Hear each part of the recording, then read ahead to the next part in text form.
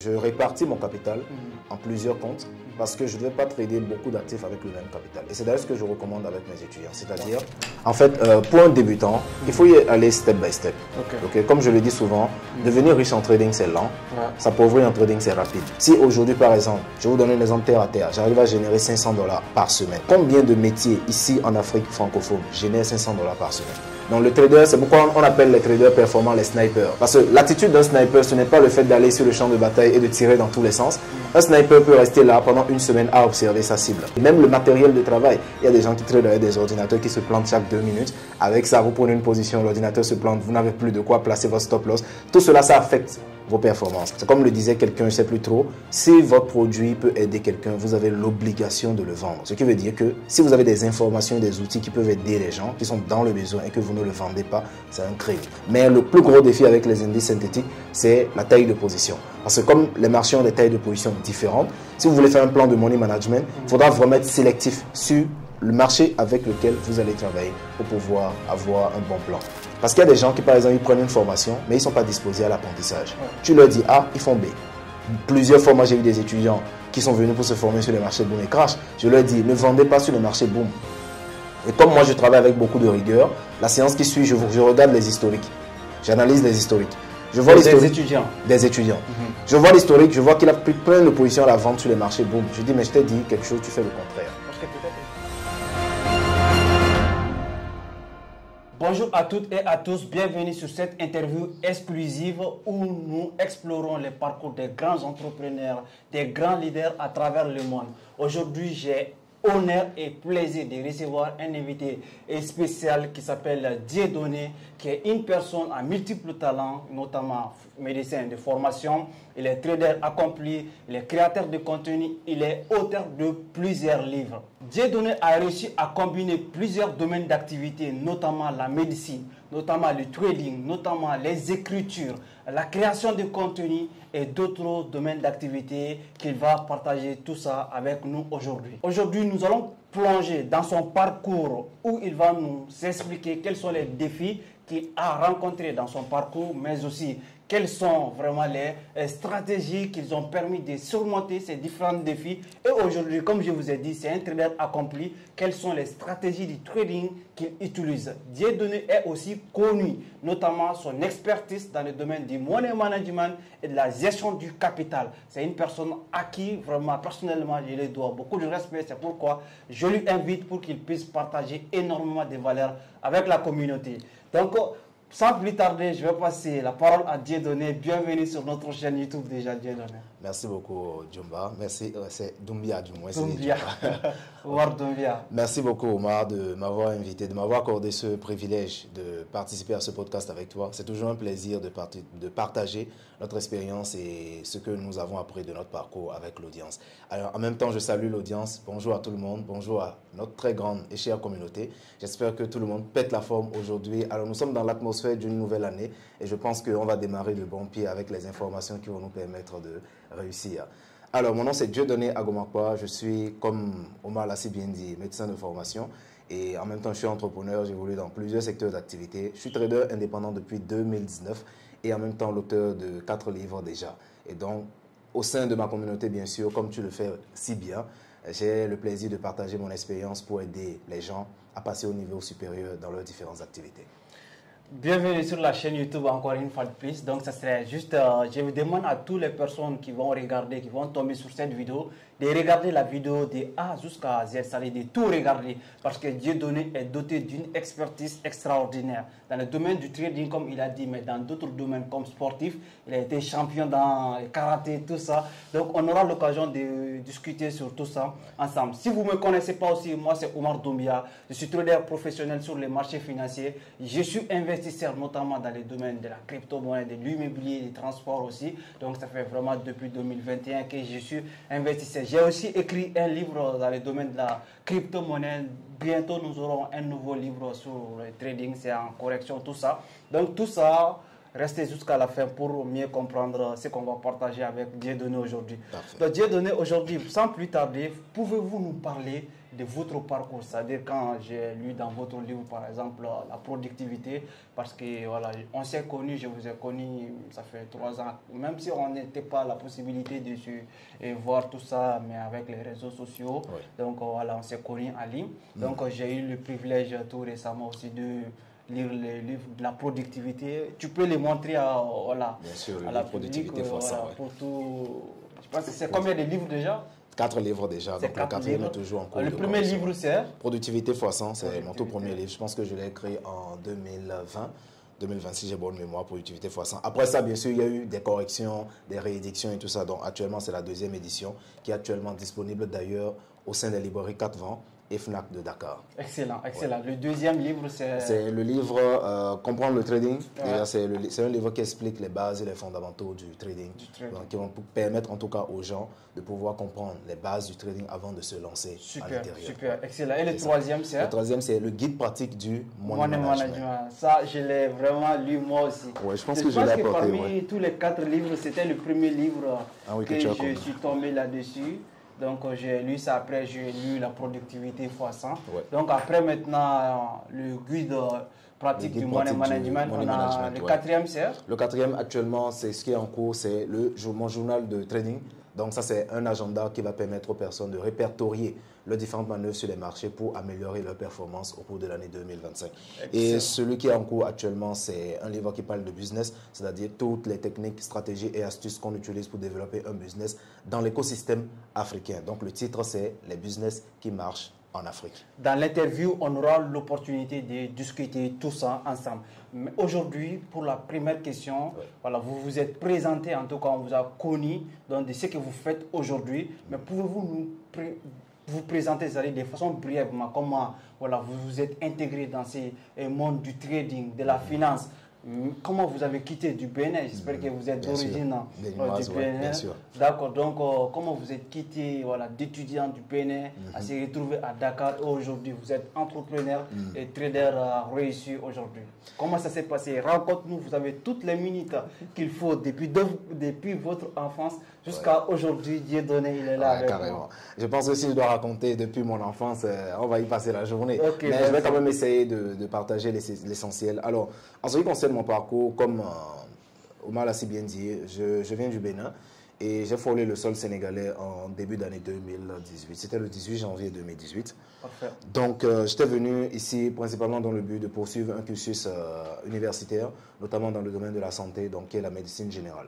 Du coup, une fois sur le territoire, je me rends compte du contraste qu'il y a entre le Bénin et le Sénégal, surtout dans le temps où, au Bénin, avec 1000 francs, on pouvait vivre toute la semaine, alors qu'ici au Sénégal, pratiquement, on est à 5000 francs par jour de dépenses, des fois même 10 000 francs par jour de dépenses. Donc, on se rend compte du contraste par rapport au coût de la vie.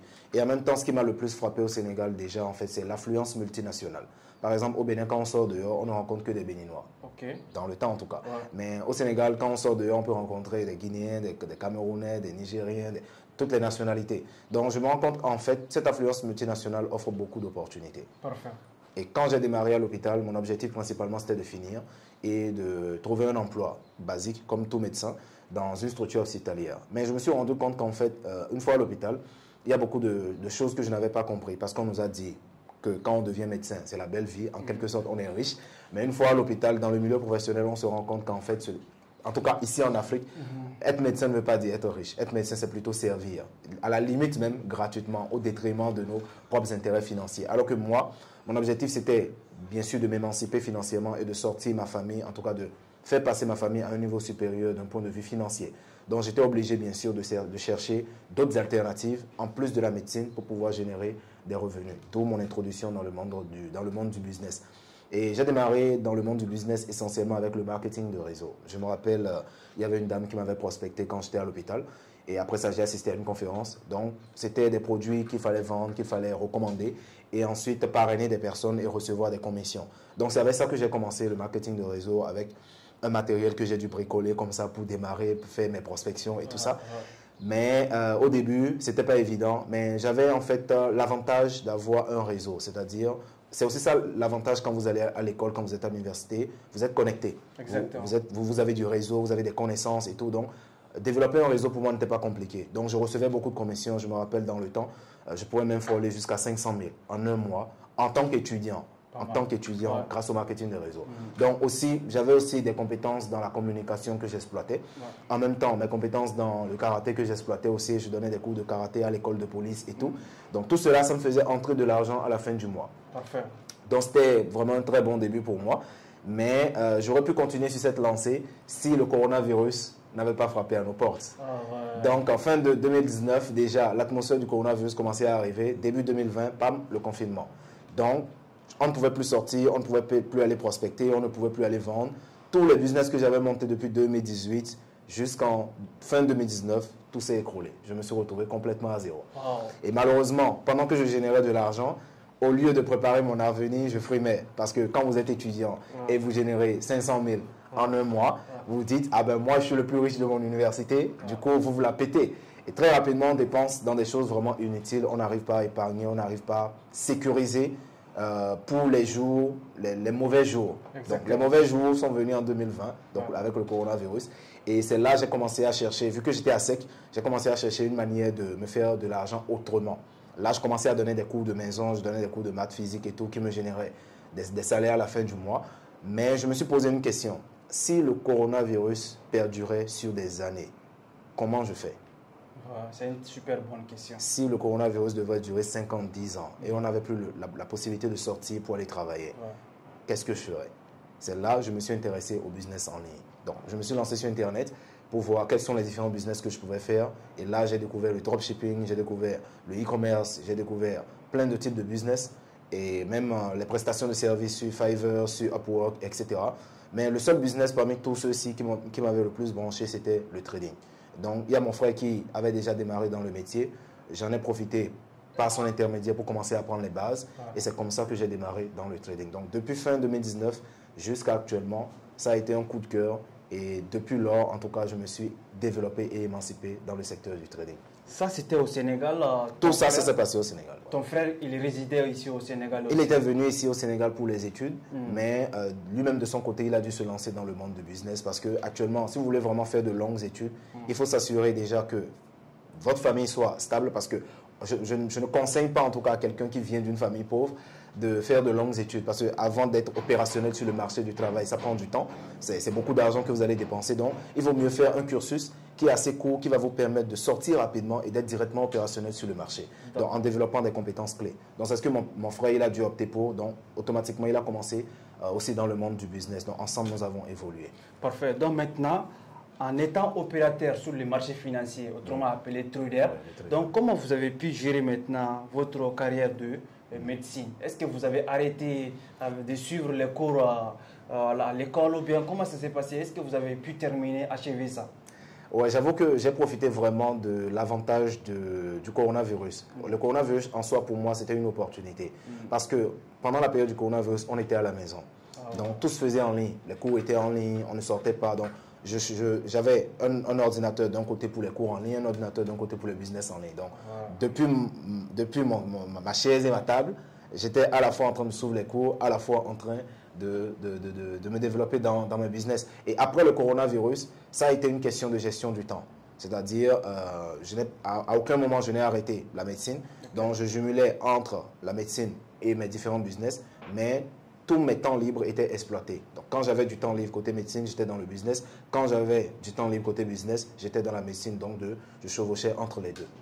Parfait. Donc, dans votre livre sur la productivité, vous avez beaucoup parlé de comment gérer son temps. Oui. Surtout, par exemple, en tant qu'entrepreneur, quand tu entames une journée, comment tu dois t'organiser.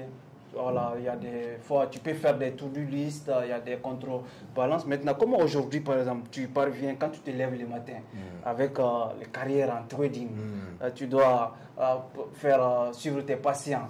Il y a aussi des étudiants, il y a aussi la création de contenu au travers de laquelle aussi tu as une chaîne YouTube que j'invite d'ailleurs à tout le monde de s'abonner en passant.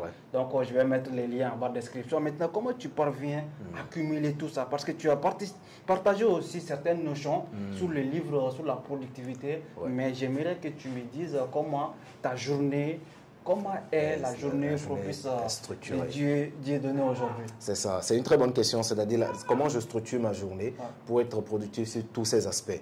Alors, la première des choses que je vais consigner, c'est la notion de sacrifice. Parce que vous ne pouvez pas vouloir avoir des résultats que tout le monde n'a pas et faire ce que tout le monde fait. Donc, il y a des choses que vous devez sacrifier si vous voulez atteindre certains objectifs. Okay. Par exemple, il y a beaucoup d'activités que moi j'ai supprimées de mon quotidien, notamment les fêtes, les sorties, les anniversaires, le commérage entre amis. Je ne sais même plus la dernière fois que j'ai regardé un match de football. Ça ne fait plus partie de mon emploi du temps depuis bon nombre d'années. Donc, il y a beaucoup de choses que j'ai dû sacrifier pour dégager le temps nécessaire pour me concentrer sur les priorités.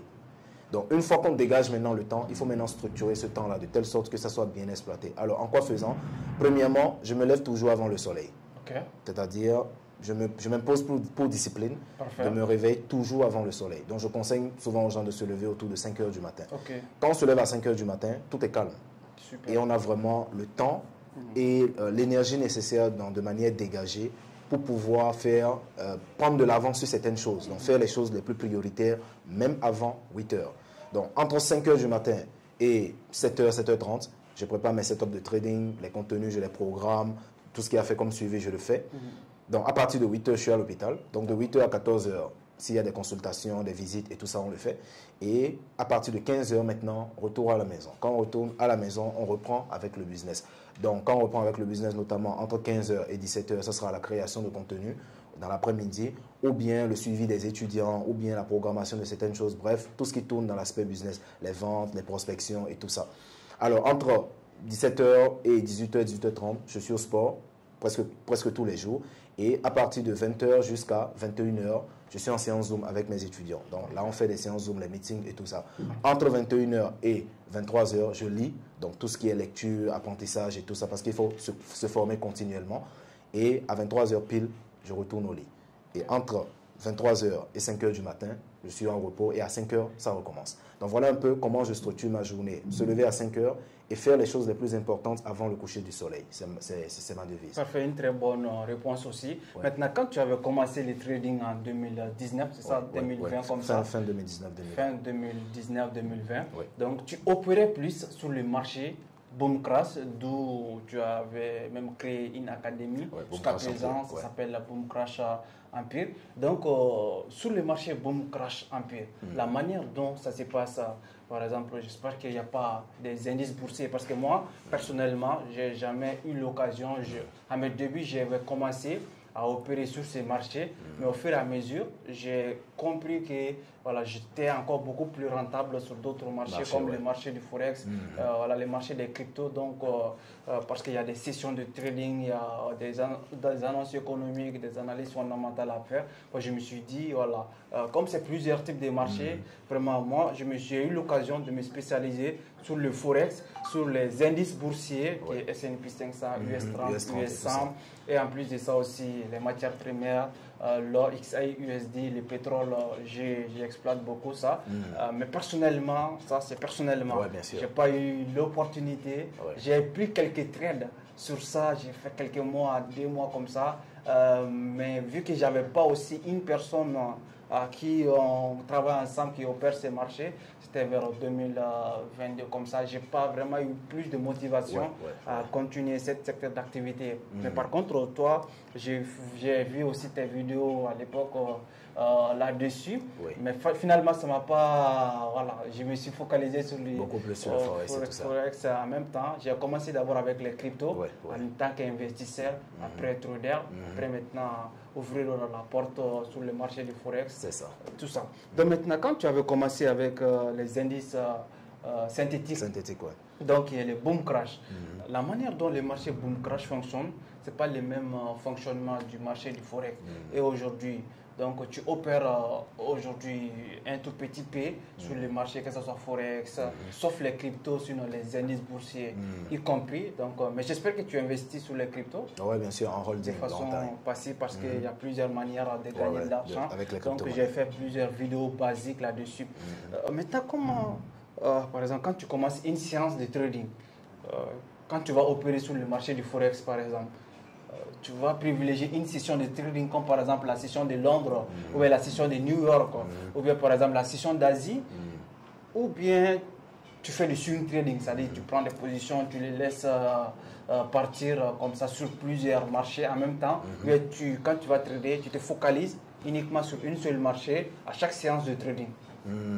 En fait, mon approche, il est beaucoup plus basée sur soit du day trading, soit du swing trading. Okay. Le scalping, notamment sur les marchés courants, je ne le fais pas. Je fais plus le scalping sur les marchés boom et crash, parce qu'on peut trader sur des mouvements ponctuels avec des spikes et tout. Mais sur les marchés courants, les marchés boursiers, je ne fais pas du scalping. Je fais essentiellement soit du day, soit du swing. Donc, mon approche, il est plus basé sur des prises de position qui vont durer plusieurs jours ou même plusieurs heures. Ça dépend du type d'opportunité qu'on a. Mais je vais quand même trader plusieurs types d'actifs, avec des séances, notamment sur les time frames supérieurs, où on va prendre, ou soit attendre longtemps avant d'avoir la confirmation, soit attendre longtemps avant de toucher notre take profit. Mais mon approche, il sera purement déjà multisectionnel, c'est-à-dire par rapport aux différentes sessions de trading, je vais traverser plusieurs sections avec les positions et parfois même plusieurs jours, des fois même plusieurs semaines avec les positions. Sur tous les différents marchés en même temps. Sur les différents marchés. Ça veut dire que sur différents comptes de trading en plus. Oui, différents comptes de trading, différents marchés. Mais comment tu parviens à gérer par exemple plusieurs, 2, 3... Est-ce que tu as un seul compte de trading ou tu peux avoir 2, 3 comptes de trading différents avec des brokers différents? Je ne sais pas comment ça se passe avec toi. Est-ce que tu as un seul compte de trading? Tu te concentres sur ça en prenant des positions sur plusieurs marchés? Parce que généralement, je ne sais pas, les brokers qui t'offrent la possibilité de trader le forex, les indices boursiers, ce n'est pas les mêmes brokers peut-être qui te donnent l'accès sur le marché des indices synthétiques. Ouais. Donc il y a aussi comme Derive qui est spécialisé sur le marché des indices synthétiques. Ouais. Donc forcément tu es appelé maintenant à avoir 2 voire 3 comptes de trading différents. Psychologiquement, comment tu parviens à gérer ça? Est-ce que sur le mois tu as l'objectif de faire certains pourcentages sur les différents comptes ou bien quand tu vas commencer une séance de trading, tu vas prendre position sur tous les comptes en même temps? Vu que dans une seule journée, tu as une section de séance de trading parce que tu as d'autres programmes à côté. Comment ça se passe? Alors, c'est une très bonne question. En fait, je travaille avec plusieurs coursiers, plusieurs brokers en même temps. Donc, par rapport à ces différents brokers, c'est parce que certains brokers ne permettent pas d'avoir plusieurs comptes que je suis obligé de travailler avec plusieurs brokers. Okay. Mais si il y a un broker qui me permet d'avoir plusieurs comptes, j'aurais pu faire autrement. Mais je répartis mon capital en plusieurs comptes parce que je ne vais pas trader beaucoup d'actifs avec le même capital. Et c'est d'ailleurs ce que je recommande avec mes étudiants. C'est-à-dire, si vous avez par exemple un compte de 1000 $ et que vous tradez 5 actifs avec ce compte de 1000 $, ça veut dire que les 1000 $ sont répartis en 200 $ par actif. Okay. Donc, la fragmentation du capital, c'est en fonction du nombre d'actifs que vous tradez. Ce qui veut dire quoi? Si vous avez un petit compte, par exemple, un compte de 100 $, et que vous vous mettez à trader 10 actifs en même temps, vous exposez le capital. Parce que vous allez être confronté à beaucoup d'opportunités. Quand vous allez essayer de saisir toutes ces opportunités-là, rapidement, le capital s'épuise. Donc, pour ça, si vous voulez trader plusieurs catégories d'actifs, notamment les matières premières, notamment les indices boursiers ou bien le forex, mieux vaut répartir par catégorie un capital que vous destinez à chaque catégorie. Donc, ça, c'est mon approche. Maintenant, en dehors de ça, comment est-ce que j'arrive à gérer plusieurs comptes? Déjà, j'ai plusieurs moniteurs. Okay. J'ai à peu près 3 écrans sur lesquels je travaille. Et chaque moniteur a ses comptes. Maintenant, sur MetaTrader 5, vous avez dans le navigateur MetaTrader 5 la partie où on peut connecter plusieurs comptes et basculer d'un compte à l'autre. Donc, ça permet très facilement en fait, de gérer plusieurs comptes de trading. Donc, on utilise Derive avec... Tu fais avec MT4 ou bien avec MT5 Derive. Avec MT5. Oui. Maintenant, vu que par exemple, une personne qui n'a pas duré 2 ans sur le marché, même s'il est rentable par exemple, tu lui conseillerais de se concentrer sur un seul compte de trading et d'aller chercher certains pourcentages ou bien il peut se permettre de faire la même chose, par exemple, de trader 3, parce que psychologiquement, c'est pas facile à gérer. Il faut avoir de l'expérience. Des fois, tu bascules sur tel compte, parce que donc, gérer plusieurs comptes quand tu n'es pas pro, donc surtout ton première année de trading, donc j'ai expérimenté, j'ai eu, vu que c'est un peu plus compliqué, en fait, c'est pourquoi les personnes à qui et voilà, je travaille avec eux dans les programmes, donc je l'ai dit, de se concentrer personnellement, c'est ce que j'ai dit pour l'ère de vie. Mais toi, personnellement, tu conseilles à une personne de se concentrer sur un compte de trading ou bien il peut se diversifier sans souci? En fait, pour un débutant, il faut y aller step by step. Okay. Comme je le dis souvent, devenir riche en trading, c'est lent. S'appauvrir en trading, c'est rapide. Donc, si vous voulez aller rapidement, vous êtes sûr d'aller sur le chemin de la pauvreté. Donc, si vous êtes débutant dans le trading, il faut suivre les étapes, step by step. Donc, pour mes étudiants personnellement, ce que je leur recommande en tant que débutant, c'est de faire les choses de la manière la plus simple possible. Vous prenez un actif ou 2 actifs, vous prenez une seule stratégie, un seul time frame. un seul compte, vous concentrez là-dessus. C'est beaucoup plus simple à gérer, beaucoup plus facile à gérer. Ça vous permet d'évoluer beaucoup plus rapidement. Mais si vous essayez de trader, il y a des gens qui traitent plusieurs stratégies en même temps. Tantôt ils sont avec les indicateurs, tantôt ils sont avec le price action, tantôt ils sont avec le RSI, le MACD, tout ça. Ils essayent aussi de trader plusieurs comptes. Ils essayent de trader sur tous les time frames. Et ils essayent même parfois de trader avec plusieurs brokers. Ça va vous épuiser mentalement. Donc moi j'ai plusieurs comptes de trading parce qu'il y a des objectifs particuliers que je souhaite atteindre déjà pour moi et aussi pour d'autres personnes. Donc il y a des comptes que je suis en train de gérer pour d'autres personnes. Donc c'est pour ça que j'ai plusieurs moniteurs et tout ça. Mais sinon pour un débutant qui travaille à son compte, un téléphone, un ordinateur, un seul compte, c'est largement suffisant. Parfait. Aujourd'hui, par exemple, on revient un peu plus en arrière, après on va rentrer un peu plus en profondeur sur le trading, voilà, les stratégies, tout ça. Mais aujourd'hui, c'est quoi ta mission propre à Dieudonné aujourd'hui? Par exemple, qu'est-ce qui te drive de se lever le matin et d'entamer ta journée? Et si la journée est finie, tu te sens bien, j'ai accompli telle chose, ou bien j'ai fait 2, 3 pas ou 10 pas dans telle chose qui m'a donné plus, qui m'a fait du bien. C'est-à-dire, quelle est la mission à toi aujourd'hui, Dieudonné, pour le monde entier? Alors, ma mission principale, déjà, tout ce que je suis en train de faire, c'est orienter vers un seul objectif principal. Donc, tout le monde doit avoir un objectif ultime. C'est de posséder le plus grand circuit, le plus grand système de santé privée en Afrique francophone. Ça veut dire quoi? Quand vous voyez les cliniques et tout ça, moi je veux avoir un système médical qui est un peu comme Auchan. Vous voyez un peu Auchan, ce que Auchan représente pour les supermarchés. Donc je veux avoir un système hospitalier qui est un peu comme Auchan, implémenté dans plusieurs pays avec un système d'exploitation qui permet l'accès facile à un soin de qualité à la population africaine. Et pour ça, ça va nécessiter que je sois très bien positionné financièrement. Donc tout ce que je suis en train de faire, c'est orienté vers ça. Mais avant d'y parvenir, j'ai comme mission de construire 1000 millionnaires en Afrique francophone dans le trading. Excellent. Par exemple, maintenant, tu te limites à un certain objectif. Par exemple, quand ton carrière de trading, tu le vois dans 5 ans, dans 10 ans, après tu vas passer à autre chose, ou bien tu te vois en tant que trader pendant toute ta vie? Pour avoir travaillé avec des personnes qui sont des gens retraités, parce que je reçois souvent des étudiants qui sont des retraités, qui après avoir fait une très longue carrière, reviennent dans le trading pour mettre l'argent de leur retraite en service. Je me rends compte que nous avons la chance d'avoir découvert le trading en étant jeunes. Parce qu'il y a des gens qui actuellement ne sont plus en mesure de travailler et qui sont en train de revenir vers le trading pour essayer de fructifier leur argent. Donc si on a connu le trading en étant jeune, pourquoi laisser le trading en étant jeune? Donc moi je vais le faire jusqu'à mon dernier souffle. Tant que je suis trader un jour, c'est trader pour toujours. Donc maintenant, comme vous avez touché tout à l'heure dans le domaine hospitalier, vous avez des missions, des objectifs à accomplir.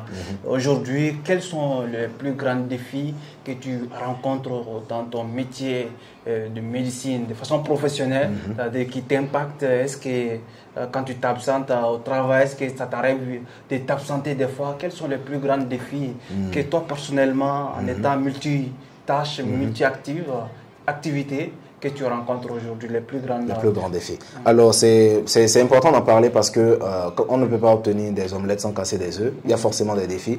Donc, le premier défi, déjà, c'est l'équipe. Parce que, comme je le dis souvent, no team, no business. Quand vous n'avez pas d'équipe, vous n'avez pas de business. Vous voulez développer une grosse affaire, il vous faut une grosse équipe. Et dans l'arène du business, ce n'est pas le plus compétent, ce n'est pas le plus intelligent qui gagne, mais c'est la meilleure équipe qui gagne. C'est la raison pour laquelle actuellement je suis orienté vers la construction d'une équipe performante, compétente et surtout à l'échelle internationale. Donc actuellement, le défi que je rencontre le plus, parce que tout ce que je suis en train de faire, c'est faisable, mais il me faut des personnes qui puissent soutenir cette vision et puissent travailler, pour qu'on puisse travailler ensemble jusqu'à ce qu'on puisse le réaliser. Donc le principal défi se base sur la construction d'une équipe performante. Si tu dois regrouper, ça veut résumer ta philosophie de faire les choses, d'imaginer les choses, quelle sera une phrase, par exemple, qui peut résumer ta philosophie de façon générale? Ça, par contre, je n'ai pas très bien compris la question, si tu peux la reprendre. Par exemple, est-ce que tu as un mot comme ça, comme un slogan, je ne sais pas, une phrase qui regroupe un peu ta philosophie qui te drive au quotidien? Ok, je vois ce dont tu veux parler. En fait, pour ceux qui suivent ma chaîne YouTube, déjà sur l'intro, c'est ce que je dis souvent. Et c'est même affiché partout où je vais. Tant que vous n'abandonnez pas, vous avez 100% de chances de réussir. Et la seule chose qui est impossible, c'est ce que vous ne décidez pas de faire. Donc c'est ma philosophie. À un moment donné, une fois aussi, quand j'ai regardé ta vidéo, tu disais, quand Si vous êtes intéressé par le trading, contactez-nous, mais si vous n'avez pas d'argent... Ne nous contactez pas. Mais est-ce que tu peux expliquer ce que ça veut Pourquoi, dire? Est-ce qu'on t'a beaucoup fatigué au quotidien?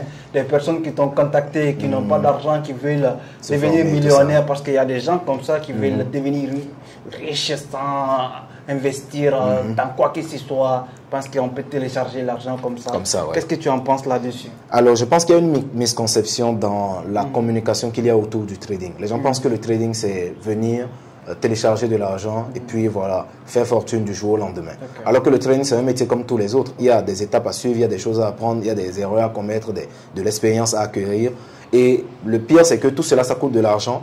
Mais les gens pensent que quand on vient dans le trading, on peut tout obtenir gratuitement. C'est-à-dire, le trading, c'est différent de tout ce qui se passe dans le monde. On peut obtenir tout ce qu'on veut gratuitement, on peut devenir riche gratuitement, on peut se former gratuitement, on peut faire les choses gratuitement. Et moi, je n'apprécie pas cette mentalité du gratuit. Pourquoi? Parce que ce sont les voleurs qui ont cette mentalité-là. Quand vous voulez obtenir quelque chose dans la vie, vous devez toujours donner quelque chose en échange. Exactement. Vous voulez une femme, vous devez donner la dot. Vous voulez, je sais pas, avoir des habits, vous devez payer. Vous devez avoir des chaussures, vous devez payer. Mais pourquoi les gens viennent dans le trading et veulent obtenir une formation, un coaching, un suivi, peut-être même un capital gratuitement? Ça n'existe pas. Donc, je pense que quelqu'un qui m'aborde dans cette mentalité n'est déjà pas prédisposé à réussir. C'est la raison pour laquelle je ne travaille pas avec ces personnes. Okay. Maintenant, quelle est ta perception du trading? Parce que tu en parles beaucoup, tu expliques les différentes perceptions. Il y a des gens, par exemple, quand on parle du trading, ce qu'ils imaginent en première position, c'est millionnaire, c'est l'argent, les traders sont millionnaires, je vais devenir trader pour devenir millionnaire. C'est quoi ta perception vis-à-vis du trading aujourd'hui? Alors, ma perception, c'est que le trading, c'est un moyen rapide d'atteindre ses objectifs financiers. Si quelqu'un vous dit qu'on ne peut pas devenir riche rapidement dans le trading, vous envoyer cette personne se faire consulter. Parce que dans le trading, c'est bien possible de faire beaucoup d'argent très rapidement. Mais le point, en fait, c'est de maintenir la constance dans ça. Parce que vous pouvez venir sur les marchés, vous prenez des positions au hasard.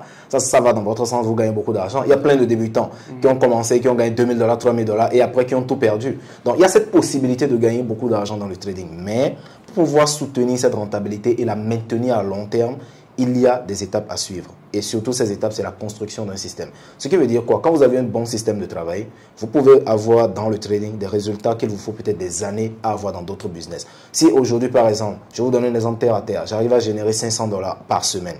Combien de métiers ici en Afrique francophone génèrent $500 par semaine? $500, c'est autour de 300 000. Combien de salariés gagnent 300 000 par semaine? Donc, ça veut dire que le trading permet vraiment d'atteindre ses objectifs financiers. Donc, quand je dis $500 par semaine, il y a des gens qui gagnent $10 000 par semaine, il y a des gens qui gagnent $15 000 par semaine. Mais ces personnes, ils sont parvenus en suivant des étapes. Ce qui veut dire quoi? Si vous êtes prêt à suivre les étapes, la récompense que vous souhaitez avoir, c'est-à-dire devenir millionnaire en trading, ça peut le faire, mais c'est à long terme. Mais l'erreur que les gens commettent, c'est qu'ils sont tellement concentrés sur le résultat qu'ils oublient le processus. Ils se disent, je veux devenir millionnaire en trading. Ils prennent une formation, ils ne suivent même pas la formation. Tout ce qu'ils veulent, c'est l'argent. Moi, j'ai eu des étudiants qui sont venus avec moi. On a fait le premier cours, ils ont eu des vidéos. On fait le premier cours, je leur donne des exercices. Ils ne font pas les exercices et ils font des dépôts. Je dis, mais explorez d'abord les trucs en démo, apprenez, maîtrisez, passez en compte réel, acquérissez de l'expérience, construisez votre capital. Mais les gens ne veulent pas faire ça, ils veulent juste devenir millionnaire rapidement et c'est pour ça que beaucoup de personnes perdent de l'argent dans le trading. Exactement. Ouais. Avant qu'on enregistre à commencer, on a un peu parlé des profils, par exemple. Bien sûr, lorsque tu abordes tout à l'heure qu'on peut faire $500 par semaine, donc c'est hyper intéressant que les gens comprennent. On peut devenir multi, comme j'ai vu une interview avec elle a dit que tu as enregistré. Voilà, donc j'espère que c'est une personne aussi très proche de toi, donc c'est un ami à toi. Donc il a touché à ça, il dit il n'y a pas de métier en Afrique, donc il ne connaît pas le métier au monde qui peut générer plus d'argent que le trading. Moi personnellement, j'ai mené plusieurs recherches, notamment sur Google, sur ChatGPT, quels sont les domaines d'activité les plus liquides aujourd'hui. Quand je tape, il me sort directement la finance, le trading. Sur ma chaîne YouTube, j'ai fait des vidéos, les 9 industries les plus liquides actuellement au monde, que les gens puissent utiliser pour gagner plus d'argent. Par exemple, notamment quand on parle de profils qui sont l'effet de levier, même sur ton livre, tu as parlé aussi de l'effet de levier, comment en tant qu'entrepreneur, on peut utiliser l'effet de levier pour atteindre des grands résultats, comme par exemple Dangote. Aujourd'hui, c'est une personne qui a énormément d'employés. Donc, tous ces employés lui donnent 24 heures dans la journée. Bill Gates, il a beaucoup d'employés, toutes ces personnes lui donnent 24 heures. Donc, c'est des personnalités qui ont utilisé non seulement des effets de levier qui les permettent de générer des millions, que ce soit en euros ou bien en francs CFA. Donc, pareillement aussi dans le monde du profil, aujourd'hui, personnellement, comme je t'ai dit, quand toutes les personnes que j'accompagne actuellement, je t'ai dit directement d'entamer avec les profils, mais il y a beaucoup de personnes qui ne vont pas dire ça. Pourquoi? Parce que quand tu passes par les brokers, souvent il y a des commissions, tu t'es inscrit, tu vois, on gagne des commissions. Mais il y a des gens aussi qui veulent aller encore beaucoup plus vite parce que quand tu entames avec les profils, tu peux faire 2 mois, 3 mois sans retirer de l'argent parce que tu as des valider les comptes, tu dois valider les comptes, tu dois travailler, tout ça. Mais il y a d'autres personnes qui sont tellement beaucoup plus rapides qui veulent commencer aujourd'hui, demain, retirer de l'argent qui n'ont pas aussi autant de patience pour ça. Maintenant, selon toi, qu'est-ce qui différencie un bon trader à un trader d'exceptionnel? Ou bien, voilà, de façon générale, quelqu'un qui est un bon trader et quelqu'un qui est un trader exceptionnel, qu'est-ce qui différencie? Bon, un trader déjà moyen et un trader vraiment excellent. Qu'est-ce qui les différencie? Bon, alors, ce qui différencie déjà les traders, c'est la notion de patience. Que ce soit les débutants, que ce soit les expérimentés, que ce soit les intermédiaires. C'est juste la notion de patience. Plus on est patient dans le trading, plus on est performant. Exactement. Je donne un exemple terre à terre. Si vous êtes impatient, vous allez avoir peur de manquer des opportunités. Vous allez peut-être prendre des risques démesurés par rapport à votre capital. Vous n'allez pas attendre les meilleures configurations avant d'entrer en position. Et même quand vous entrez en position, si vous êtes impatient, vous n'allez pas laisser le trade couler comme cela se doit. Vous allez fermer prématurément vos positions ou trop vite déplacer le stop loss, etc. Donc, tout va se résumer à la notion de patience. Donc, le trader, c'est pourquoi on appelle les traders performants les snipers. Parce que l'attitude d'un sniper, ce n'est pas le fait d'aller sur le champ de bataille et de tirer dans tous les sens. Un sniper peut rester là pendant une semaine à observer sa cible, juste pour prendre des renseignements. Donc, plus on est patient en trading, plus on est performant. Donc, exclut les aptitudes techniques, parce que bien sûr, plus vous avez des aptitudes techniques, la compréhension des marchés, exclut cela. La notion de patience va vraiment différencier un bon trader d'un trader excellent. Ok. Tu as écrit un livre aussi sur la notion de money management. Money management. Tu peux dire que 80% de la réussite dans le domaine du trading vient du money management, ou bien qu'est-ce que tu en penses sur money management, l'importance de bien gérer son capital sur les marchés? Donc, qu'est-ce que tu peux dire sur cela? Est-ce que 80% de la réussite d'un trader aujourd'hui d'exceptionnel vient de sa manière de gérer son capital sur les marchés, ou bien ça dépend uniquement quand il a des bonnes stratégies sans avoir des... Un bon money management. Ouais, c'est ça. En fait, la réussite dans le trading, ça dépend des piliers. Il y a 4 piliers, essentiellement. Premièrement, c'est la stratégie. Souvent, beaucoup de personnes se limitent juste à ça. Deuxièmement, c'est la gestion du capital. Parfait. Troisièmement, c'est la psychologie. Et quatrièmement, c'est l'organisation. Tant que ces 4 piliers ne sont pas bien consolidés, on ne peut pas avoir une rentabilité à long terme. C'est la raison pour laquelle, même si vous avez une bonne stratégie, si au niveau des 3 autres piliers, ce n'est pas consolidé, vous ne pouvez pas être rentable à long terme. Donc, il faut non seulement avoir une bonne stratégie, et ensuite, il faut bien gérer le capital. Donc, la gestion du capital fait partie des éléments clés et des piliers de la rentabilité en trading. Donc, quand on parle de money management, gestion du capital, gérer bien le risque et tout ça, les pourcentages, le trade management, tout cela, ça entre dans le cadre du deuxième pilier de la rentabilité. En plus, il faut avoir de la discipline mentale. Quand on parle de psychologie en trading, les gens aiment souvent aller trop loin. Ils vont même dans la psychologie humaine, etc. Non, la psychologie en trading se résume à la discipline mentale. Qu'est-ce que j'ai prévu faire et qu'est-ce que je suis en train de faire? Qu'est-ce que j'ai prévu faire et qu'est-ce que je suis en train de faire? Quand on dit, je fais un plan de trading, j'ai une stratégie, j'ai un plan de money management, est-ce qu'une fois sur les marchés, on le respecte, quoi qu'il arrive? Souvent, c'est ça qui fait la différence. On peut voir quelqu'un qui dit, moi, je vais essayer de trader comme ceci. Mais après avoir enchaîné 3 gains, vous allez voir, il fait carrément autre chose. Ou bien il enchaîne 3 pertes, il change carrément, il fait autre chose. Donc, la discipline mentale pour se tenir à son plan de trading, quoi qu'il arrive, c'est ça qui va être l'aptitude psychologique. Maintenant, bien sûr, on va parler du pilier de l'organisation. L'organisation, à quelle heure je trade, à quelle heure je trade pas, quelle session je trade, quelle session je ne trade pas, quels sont mes jours de repos et tout. Donc, tout cela va entrer dans le cadre de l'organisation et même le matériel de travail. Il y a des gens qui traitent avec des ordinateurs qui se plantent chaque 2 minutes. Avec ça, vous prenez une position, l'ordinateur se plante, vous n'avez plus de quoi placer votre stop loss. Tout cela, ça affecte vos performances. Donc, la rentabilité en trading ne se résume pas à la stratégie, ça ne se résume pas au money management, ça ne se résume pas à la psychologie. C'est vraiment un ensemble de ces 4 piliers-là qui peuvent vous permettre d'être performant à long terme. Comment vous parvenez, par exemple, à établir un plan de trading? Tout ça, là, on peut les inclure dans le plan de trading. Quels sont les indicateurs que toi, aujourd'hui, personnellement, tu les rassembles pour ouvrir une position sur le marché?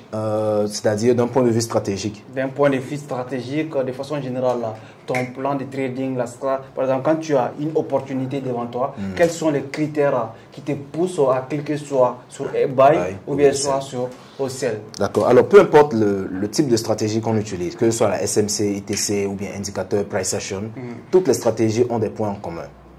C'est-à-dire, c'est le protocole d'intervention. C'est-à-dire, quand on veut prendre une position sur les marchés, il y a un protocole. C'est comme quand on veut faire la cuisine. Il y a un protocole à suivre. La première étape du protocole, c'est l'identification de la direction des prix. Où est-ce que les prix sont en train d'aller et où est-ce que les prix vont aller.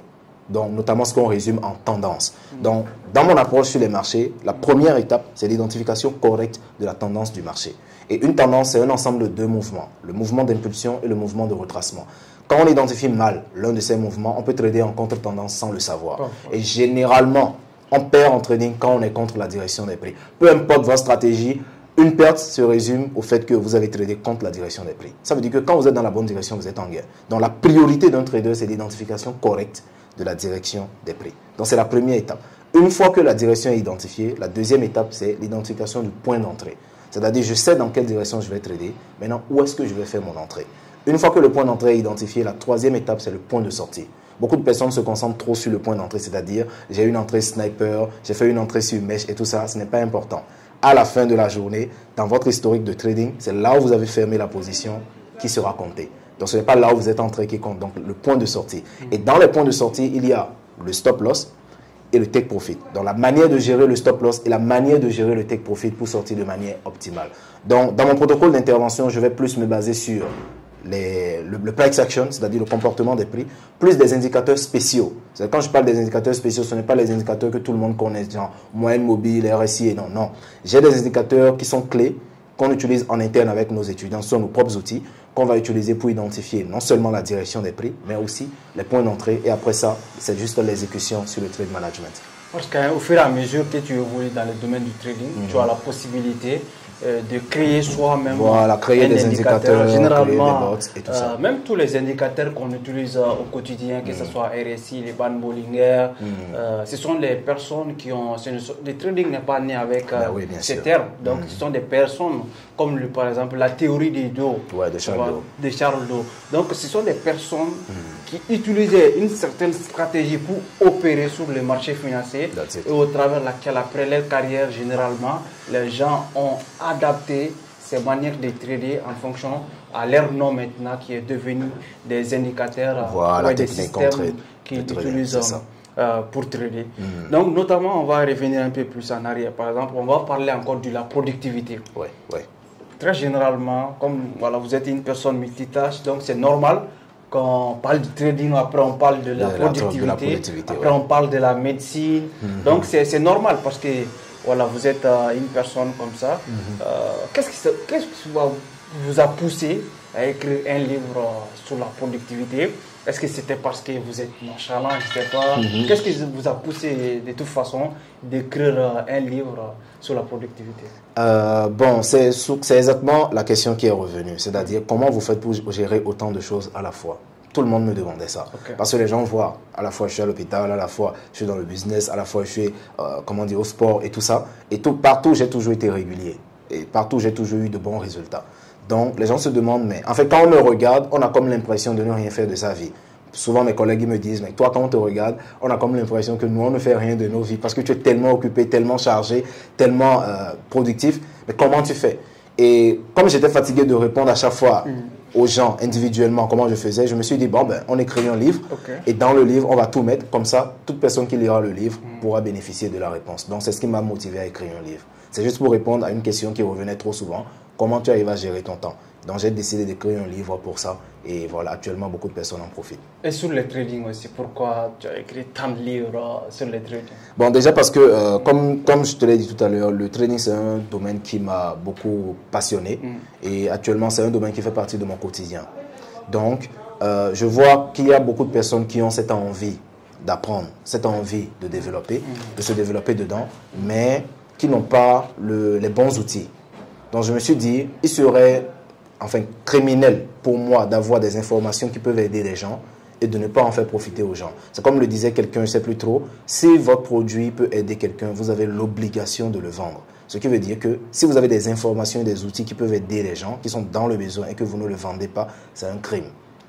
Parce que si vous ne le faites pas, vous n'en aurez pas plus. Donc, c'est la raison pour laquelle je me suis dit, c'est d'ailleurs ça qui m'a poussé à créer mon académie Boom Crash Empire. Quand j'ai commencé le Boom Crash Empire, je l'ai créé en, je sais pas, il y a à peine 2 ans. À peine 1 an et demi, 2 ans. Alors que j'ai commencé le training il y a pratiquement 5 ans. Parce qu'au début, je ne voulais pas donner de formation, je ne voulais pas former des gens. Mais c'est parce que je vois qu'il y a beaucoup de personnes qui souffrent, qui ont besoin d'apprendre ça, que je me suis dit, ok, on crée une académie pour former ces personnes. On écrit des livres pour permettre aux débutants qui ne peuvent pas acheter une formation de commencer quand même à apprendre les bases via le bouquin. Donc quand même, c'est pour avoir en tout cas, ou pour créer des outils pédagogiques qui vont permettre aux gens d'avoir des informations qui vont leur permettre de réussir. C'est ce qui m'a motivé à écrire des livres. Quelles sont les clés pour réussir sur le marché Boom Crash? C'est-à-dire, est-ce qu'il y a des secrets, comment les opérateurs parviennent à opérer sur le marché Boom Crash? Vu que par exemple, Boom Crash, c'est un marché, je pense, c'est un marché non régulé, c'est-à-dire c'est un marché qui n'est pas reconnu internationalement. Il y a certains brokers qui vous permettent de l'utiliser. Quels sont les points clés qu'il faut de toute façon respecter pour être un trader rentable sur le marché Boom Crash? Alors, comme tu l'as dit, les marchés Boom Crash sont des indices synthétiques. Quand on dit indices synthétiques, ça veut dire que ce sont des marchés qui sont fabriqués. Ce sont des marchés qui copient juste des mouvements d'autres marchés et qui les reproduisent. Mais c'est des marchés qui ne sont liés à rien du tout dans le monde. Et ce sont des marchés qui ne dorment jamais. C'est-à-dire, il n'y a pas d'ouverture de session, il n'y a pas de fermeture de session, il n'y a pas de week-end. Non. Les marchés sont ouverts 24 heures sur 24. Et ce sont des marchés qui ont des règles qui leur sont particulières.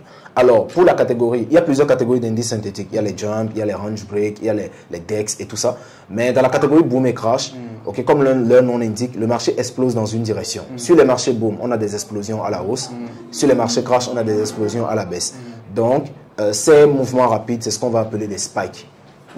Et sur les marchés boom et crash, les marchés évoluent en 2 temps. Il y a la phase lente, qu'on appelle les ticks, et à la phase rapide, qu'on appelle les spikes. Donc, le principe fondamental que moi je respecte pour la rentabilité sur les marchés boom et crash, c'est de ne pas trader dans le sens des ticks. C'est de ne pas trader dans le sens des ticks, c'est-à-dire dans le sens qui est opposé au spike. Ce qui veut dire que nous faisons du trading unidirectionnel. Donc, sur les marchés boom, on va se concentrer sur les opportunités d'achat, parce que c'est les opportunités les plus rapides, les plus rentables. Et deuxièmement, sur les marchés crash, on va se concentrer sur les opportunités de vente. Donc, les opportunités les plus rapides et les plus rentables. Quels sont les facteurs qui vont impacter ces marchés? C'est-à-dire, comme vu qu'il n'y a pas d'annonce économique, il n'y a pas un président, par exemple, comme la Fed qui va modifier les taux d'intérêt, comme le dollar américain qui va monter ou baisser. La fois dernière, la dernière modification du taux d'intérêt, on a vu que le dollar a explosé à la hausse. Les autres paires, y compris les matières premières, ont connu une correction à court terme, tout ça. Quels sont les facteurs qui vont impacter ces marchés, par exemple? Est-ce que c'est axé uniquement sur les offres et la demande, ou bien il y a d'autres critères à savoir pour le fonctionnement de ces marchés boom crash? Boom et crash. Il n'y a aucun facteur qui influence les marchés boom et crash. Aucun. Ce sont des marchés 100% algorithmiques. Donc, qu'importe ce qui se passe dans le monde, ces marchés ne sont pas affectés. Donc, ce sont des marchés qui évoluent juste en fonction de leur propre... ils sont des marchés qui sont purement indépendants. Donc, ce qui veut dire que quand vous comprenez comment l'algorithme fonctionne, ce sont des marchés qui sont beaucoup plus faciles à trader, beaucoup plus prévisibles et beaucoup plus faciles. C'est la raison pour laquelle, majoritairement, ceux qui ont accès aux indices synthétiques préfèrent les indices synthétiques au Forex. Parce que le Forex, c'est tellement influencé par des facteurs que rapidement, on a beaucoup de modifications qui peuvent arriver de manière imprévue. Et même les annonces économiques qui peuvent arriver de manière imprévue. Alors que sur les indices synthétiques, ça n'existe pas. Et le fait que le marché soit aussi ouvert le week-end, ça donne une accessibilité à 100%, ce qui fait que beaucoup de personnes préfèrent trader les indices synthétiques que les marchés courants. Mais est-ce que ce n'est pas un piège aussi? Par exemple, sur le marché du Forex, si le marché est ouvert 5 jours sur 7, le week-end, le trader il est à l'aise. Tu vois, il ne trade pas, il opère par les marchés. Mais un trader qui est dans les domaines de la crypto ou bien dans les domaines des indices synthétiques et qu'il ne parvient pas à gérer sa psychologie, il va faire ce qu'on appelle overtrading. C'est-à-dire, il va chaque matin, chaque soir, il veut coûte que coûte gagner de l'argent. Comme j'ai connu une personne, lui, toute son stratégie, il va déposer par exemple $20 pour prendre une position sur les indices et chercher à faire $60 pour payer son loyer, je ne sais pas, en fin du mois, ou bien pour aller manger. Il doit sortir pour aller au restaurant, il va déposer $20 pour prendre une position. Est-ce que ce n'est pas un piège, vu que c'est un marché qui est all-time ouvert et qu'il n'y a pas des annonces économiques, il n'y a rien du tout, voilà. Alors, le piège, c'est le trader lui-même qui se le tend. Okay. Par contre, il y a un doute, c'est-à-dire les indices synthétiques sont le monopole du courtier dérive. Ce sont des marchés qui lui appartiennent. Ce qui veut dire que si le courtier dérive part en faillite, les indices synthétiques disparaissent. Ça n'exclut pas le fait que les compétences restent. Mais le piège, c'est le trader lui-même qui se le tend. Parce que si un trader n'est pas discipliné sur son emploi du temps, il veut trader tout le temps, que ce soit sur le forex comme sur les indices synthétiques, il ne va pas avoir cette discipline-là. Ce n'est pas le marché qui donne la discipline, c'est le trader lui-même qui doit se discipliner face au marché. Et même sur le forex, parfois, des fois on vient sur le marché, on voit que le marché est dans des conditions bizarres. Comme par exemple, on a 3 sessions de trading. Par exemple, il y a la session d'Asie, il y a la session de Londres, il y a la session de New York. Donc, et la session européenne. Donc, si le trader n'est pas organisé et discipliné par rapport à son propre plan de trading, ce n'est pas le marché qui fera la différence. Donc, en soi, les indices synthétiques ne sont pas un piège, mais le fait d'ailleurs que ça soit même accessible le week-end, ça fait que ceux qui travaillent en semaine peuvent quand même trouver des opportunités de trading le week-end.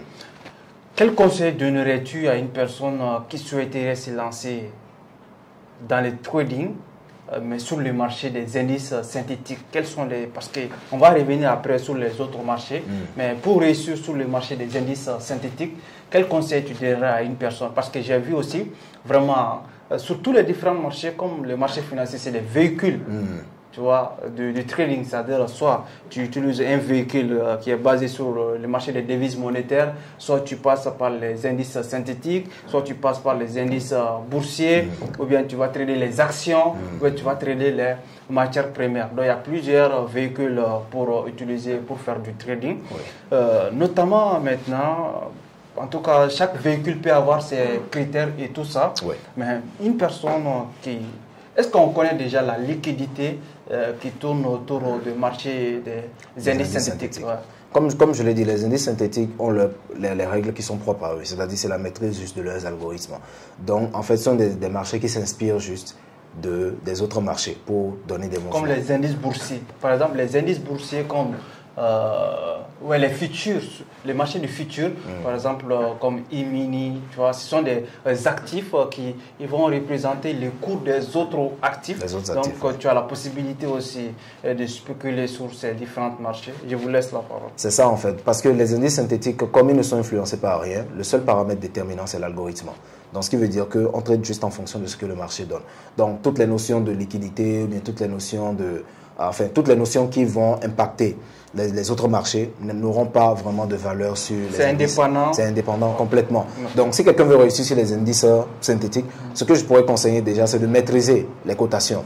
Parce que c'est pas comme sur le forex où on peut utiliser par exemple le lot de 0,01 sur tous les marchés des devises, etc. Chaque marché a son lot size, c'est-à-dire la taille de position. Donc, il faut maîtriser la cotation du marché, il faut maîtriser la taille de position minimum et le nombre de points que ça considère en fonction de chaque type de mouvement. Il y a des marchés qu'on peut trader en M1, il y a d'autres marchés qu'il faut aller chercher en H4, etc. Donc, dépendant du type de cotation, il faut maîtriser pour chaque type de marché quel est le type de cotation.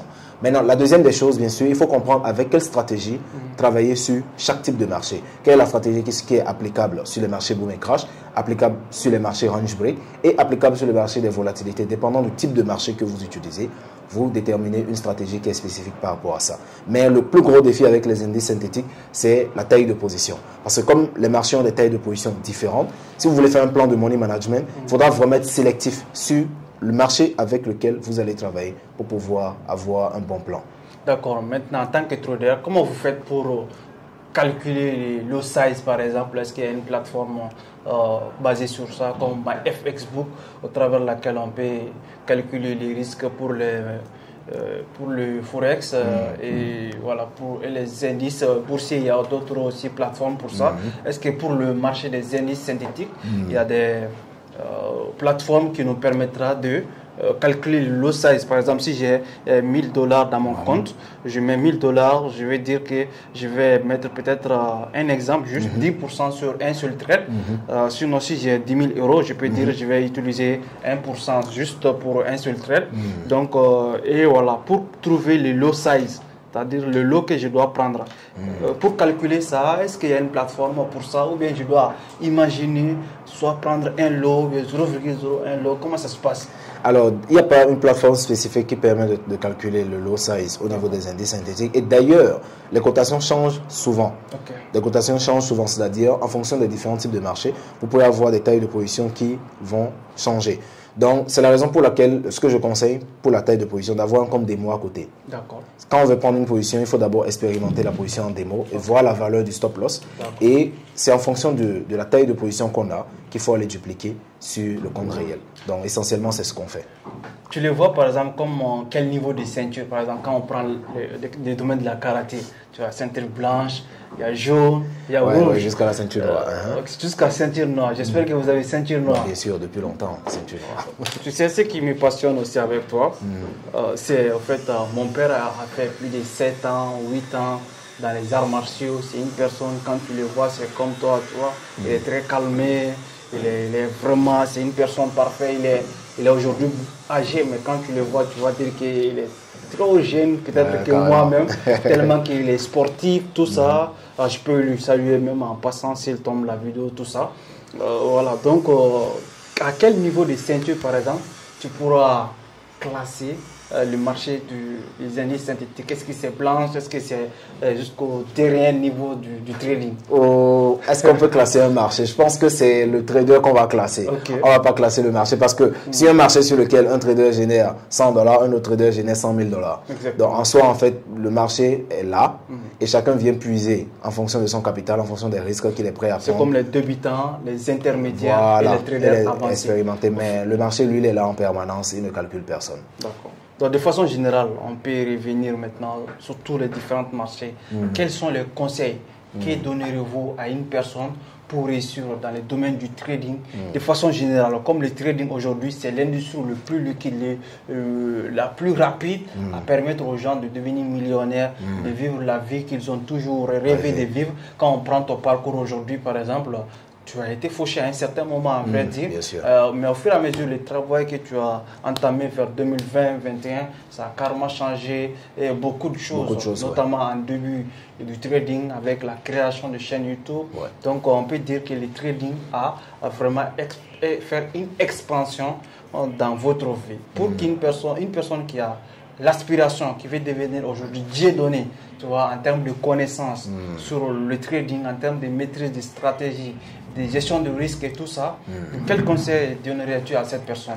Alors, le premier conseil que je pourrais donner à un débutant qui commence et qui veut vraiment passer au niveau d'expert, c'est la patience.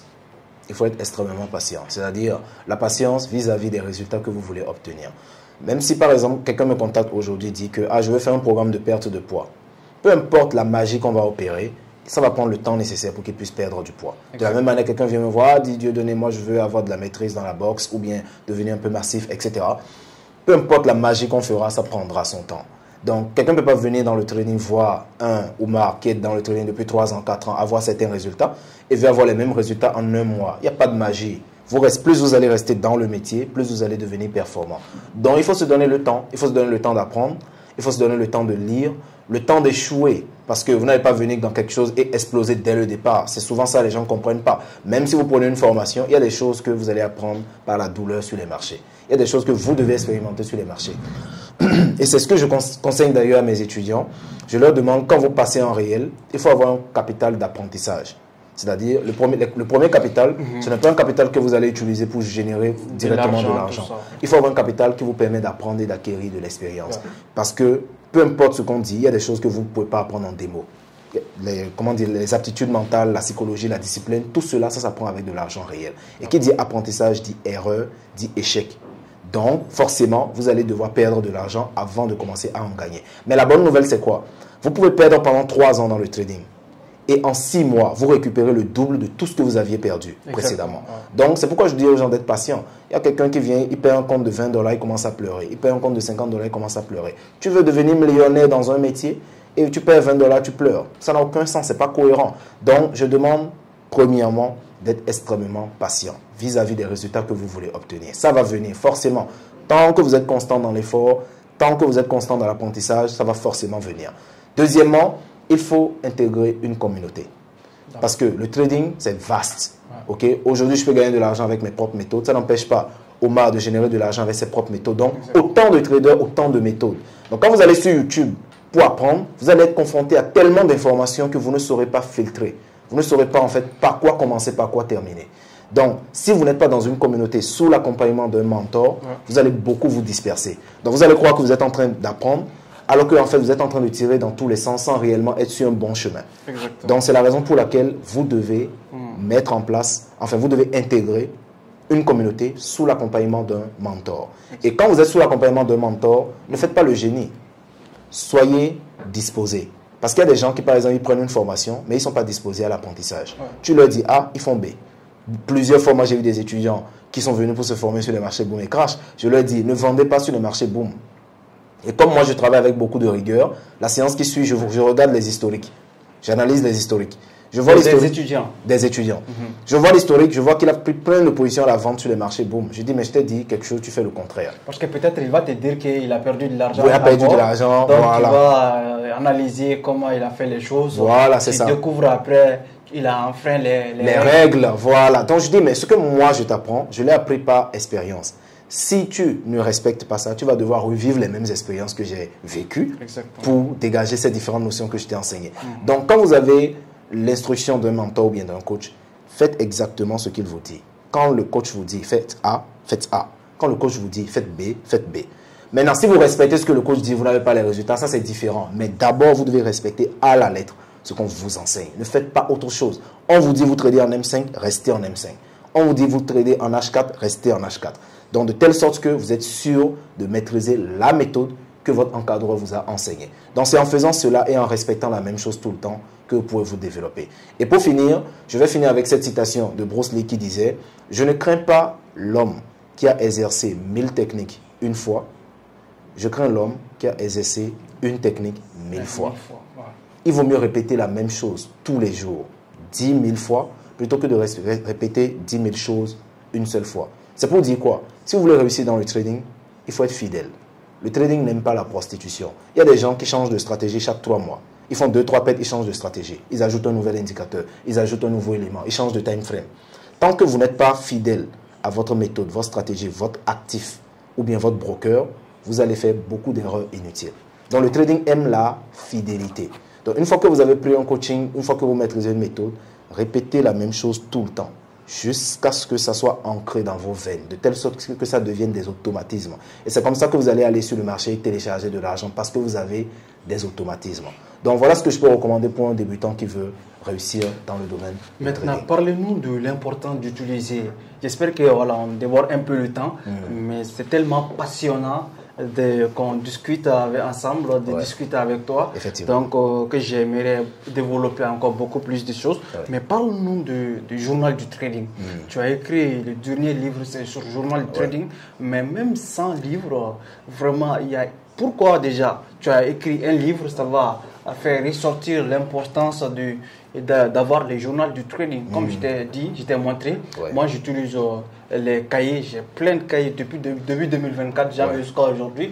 Tous les trades que j'ai pris, je les note déjà. Mais avec les livres que j'ai vus avec toi, donc que je conseillerais même des gens de se procurer du livre journal du trading, tu peux essayer de le montrer comme ça. Sûr, donc moi-même personnellement, je vais commencer à utiliser ça, parce que c'est beaucoup plus professionnel. Donc maintenant, dites-nous, c'est quoi l'importance exactement d'avoir un journal de trading et comment surtout avoir la discipline de respecter, d'utiliser son journal de trading. Parce qu'il y a des trades, des fois, quand tu les prends, que ce soit ça passe bien, ça passe pas bien, tu as la flamme de les noter dans ton journal du trading. C'est quoi l'important d'avoir le journal du trading et comment avoir la discipline de mettre tous les trades qu'on a prises sur le journal du trading. C'est ça. En fait, pourquoi c'est important d'avoir un journal de trading? Parce que vous ne pouvez pas améliorer ce que vous ne mesurez pas. Vous ne pouvez pas améliorer ce que vous ne mesurez pas. Par exemple, si vous venez me voir à l'hôpital, je vais vous faire un interrogatoire pour voir tu as mal où, ça a commencé quand, ça fait mal comment, etc. Ensuite, je vais vous faire des examens. Les examens, c'est pour voir vos chiffres. Je vais voir la quantité de globules rouges qu'il y a dans vos sang, je vais voir la quantité de globules blancs, la température, la tension. Parce que je dois me baser sur des chiffres pour voir ce qu'il y a à améliorer. Et si je vous prescris un traitement, c'est grâce à ces chiffres-là que je vais voir si le traitement est efficace ou pas. Les chiffres biologiques, les chiffres radiologiques, tout ça. Donc, tant que je ne mesure pas des paramètres sur vous, je ne peux pas apprécier votre état de santé. De la même manière, quand vous faites votre trading et vous ne mesurez rien, vous ne mesurez pas le nombre de trades que vous prenez chaque jour, combien de temps vous tradez chaque jour, quelles sont les mises que vous faites par position, quels sont les lots que vous utilisez, combien d'actifs vous tradez. Quand vous ne mesurez rien, ça veut dire que vous ne pouvez rien améliorer. Parce que vous allez, à la fin du mois, faire des pertes, dire que j'ai fait une perte, mais vous ne saurez pas réellement pourquoi vous avez perdu. Exactement. De la même manière, à la fin du mois, vous faites des gains, vous ne savez pas pourquoi vous avez gagné. Donc, conséquence, qu'est-ce qui se passe? Vous n'êtes pas capable alors de répéter ce qui marche pour continuer à gagner, ou bien de laisser de côté ce qui ne marche pas pour éviter les pertes. Donc, si vous voulez améliorer quelque chose, il faut tout mesurer. Et c'est d'où l'importance du journal de trading. Le journal de trading, en fait, c'est un outil qui vous permet non seulement de noter tout ce que vous avez à faire sur les marchés, tout ce que vous faites sur les marchés et tout ce qui doit être amélioré sur les marchés. Maintenant, la dernière question, comment on peut avoir la discipline pour avoir le courage de mettre tout son trade dans le journal du trading? Alors, en fait, c'est une habitude qu'il faut juste développer. Parce que tout est question d'habitude. Okay? Il y a des choses que vous n'aviez pas l'habitude de faire, ce n'est pas du tic au tac que ça va venir. Donc, si vous n'avez pas l'habitude d'utiliser un journal de trading, déjà, le premier pas, c'est d'avoir un journal de trading. Exactement. Et c'est d'ailleurs pour faciliter l'équation que j'ai écrit le journal. Parce qu'on dit aux gens, faites un journal de trading, faites un journal de trading. Mais les gens ne savent pas quoi mettre dans le journal de trading. Donc, je me dis, OK, on fait un journal de trading que la personne achète tout fait, prêt à porter, que la personne commence à utiliser directement. Donc, la première étape, c'est d'avoir votre journal de trading. Maintenant, une fois que vous avez le journal de trading, les dates sont marquées du 1er janvier jusqu'au 31 décembre. Chaque jour, quand vous allez trader, c'est comme un agenda. Vous ouvrez votre journal à la date à laquelle vous êtes et vous marquez tout ce que vous faites à l'intérieur en remplissant juste le tableau. Donc, vous avez juste l'habitude de le faire et ça va devenir de plus en plus automatique. Un peu comme se brosser les dents. La dernière question. On a beaucoup parlé de la productivité et tout ça. Ouais. Comment une personne peut couper ses mauvaises habitudes et les remplacer par les bonnes habitudes? C'est ça. C'est surtout une très bonne question dans la mesure où les mauvaises habitudes, on en a partout, que ce soit dans la vie courante comme sur les marchés, un peu partout. Et c'est souvent des choses qui nous freinent, des choses qui nous ralentissent et qui nous empêchent d'évoluer. Donc, quand on veut couper les mauvaises habitudes, déjà, il faut couper les déclencheurs. Il y a des éléments déclencheurs. Par exemple, quelqu'un qui a l'habitude de fumer, qui veut arrêter la cigarette, il doit d'abord éviter les éléments déclencheurs. Par exemple, en évitant de fréquenter d'autres fumeurs, il a plus de chances d'arrêter de fumer qu'en continuant de fréquenter d'autres fumeurs. Donc, si c'est quelqu'un qui, par exemple, il a l'habitude de trop dormir, etc., il doit voir qu'est-ce qui le pousse à beaucoup dormir. Peut-être le soir, au lieu de se coucher à 22 h, il passe son temps sur TikTok et finit par dormir à 3 h du matin, ce qui fait que le lendemain, il se lève à 8 h, 9 h, 10 h, 11 h. Donc, il faut voir en fait quels sont les triggers, c'est-à-dire ce qui déclenche l'habitude et s'écarter de ça. Deuxièmement, il faut changer d'environnement. C'est-à-dire, vous ne pouvez pas nager plus loin que votre aquarium. Vous faites les choses que les gens que vous fréquentez font. Donc, si vous voulez développer certaines habitudes, il faut fréquenter des gens qui ont ces habitudes-là. Et éviter de fréquenter des gens qui ont des habitudes que vous voulez, en fait, dont vous voulez vous débarrasser. Si par exemple, votre mauvaise habitude, c'est tout le temps de chercher des femmes, si vous fréquentez des potes qui ont tout le temps l'habitude de chercher des femmes, vous allez avoir les mêmes comportements. Par contre, quand vous fréquentez des gens qui sont plutôt focus sur leurs objectifs, sur génération de revenus, développement d'aptitudes, vous aurez plus ces automatismes-là. Donc, il faut changer d'environnement. Et la troisième des choses, il faut développer une certaine discipline mentale. Parce que rien ne se fait sans la discipline. La discipline, c'est le fait de se dire, je veux faire telle chose, je le fais. Et je ne dois pas faire telle chose, je ne le fais pas. Donc, à tout moment, vous aurez envie de faire des choses que vous n'êtes pas censé faire, mais il faut s'imposer pour discipline de le faire à chaque instant. Donc, en remplaçant ça, bien sûr, par des choses qui pourront vous être beaucoup plus utiles. Par exemple, de la cigarette, on voit des personnes qui remplacent ça par du chewing-gum. La sédentarité, des gens qui remplacent ça par du sport. Donc, trouvez quelque chose que vous pouvez permuter pour pouvoir remplacer vos mauvaises habitudes. J'avais dit une dernière question, mais ça sera une dernière question. Ouais, je suis preneur. Quand on voit, par exemple, on va revenir sur le marché financier, les crypto-monnaies, les marchés des crypto-monnaies en pleine expansion. Le Bitcoin qui part toucher son all-time high le plus élevé à 104 000 et quelques dollars, etc. Carrément. Et on est en plein bull market. Qu'est-ce que tu en penses de Bitcoin?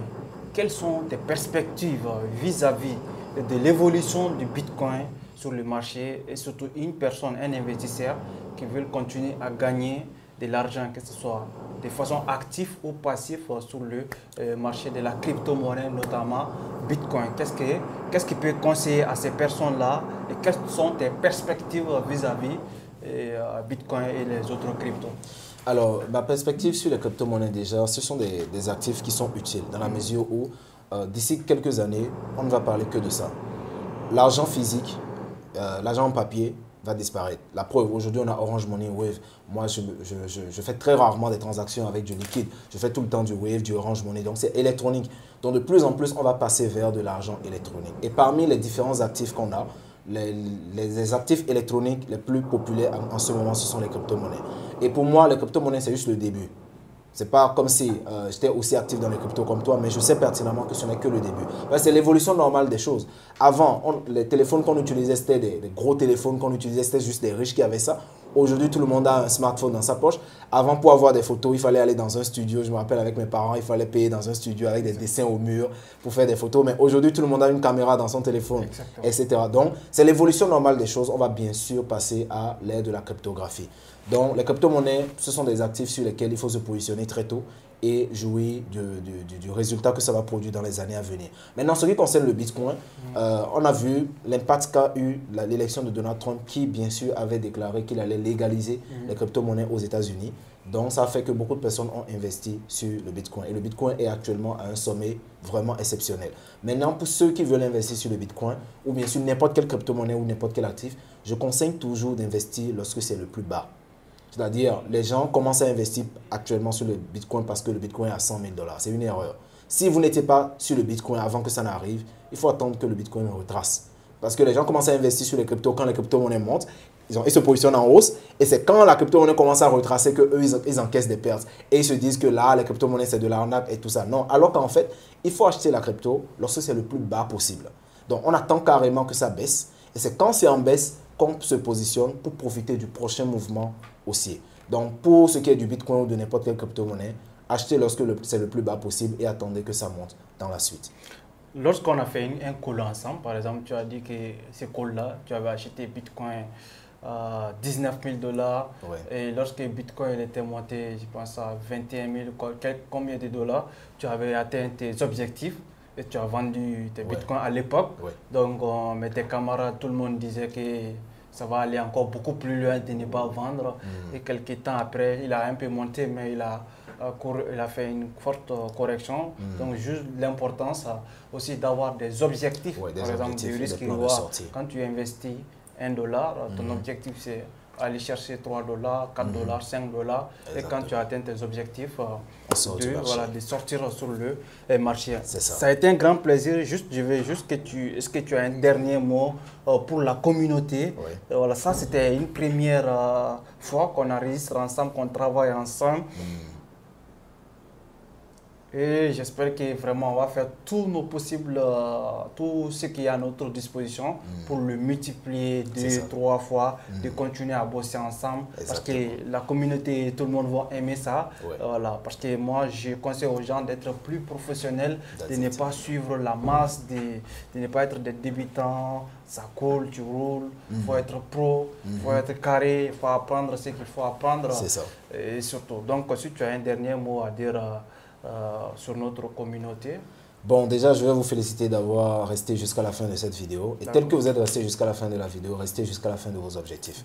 Parce qu'il y a beaucoup de personnes, quand ils avancent, ça devient un peu compliqué, ils changent de route. Chaque fois que vous changez de route, vous allez recommencer à zéro. Moi, je me rappelle dans le temps, il y avait beaucoup de business que je faisais. Et je me rends compte qu'il y a des business dans lesquels j'ai échoué juste parce que j'ai abandonné trop tôt. Il y a des gens qui vont échouer dans le dropshipping, des gens qui vont échouer dans le e-commerce, échouer sur le freelance, etc. juste parce qu'ils vont abandonner trop tôt. Donc, que ce soit dans le training ou dans n'importe quel business, les résultats que vous souhaitez obtenir vont vous demander de la persévérance et de l'apprentissage.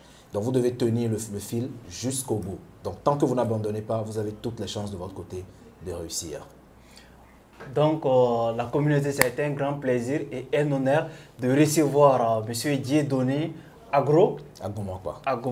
Donc, le nom est un peu plus compliqué. Ouais, non, je te fais donc, mais c'est super. Donc, c'est super. Donc, si la communauté aussi veut vraiment apprendre et surtout ils veulent nous voir collaborer ensemble, je veux que vous nous dites en commentaire, surtout si vous voulez par exemple nous voir lancer un programme ensemble.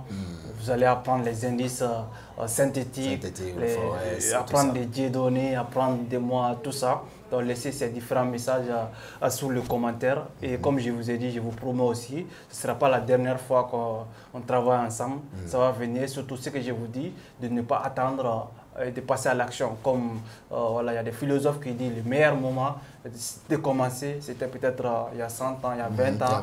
Mais le deuxième meilleur moment de le commencer, c'est maintenant et tout de suite.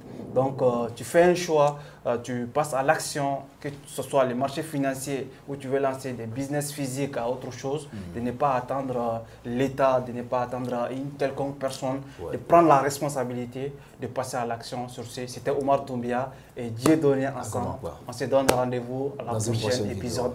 Super. Ciao.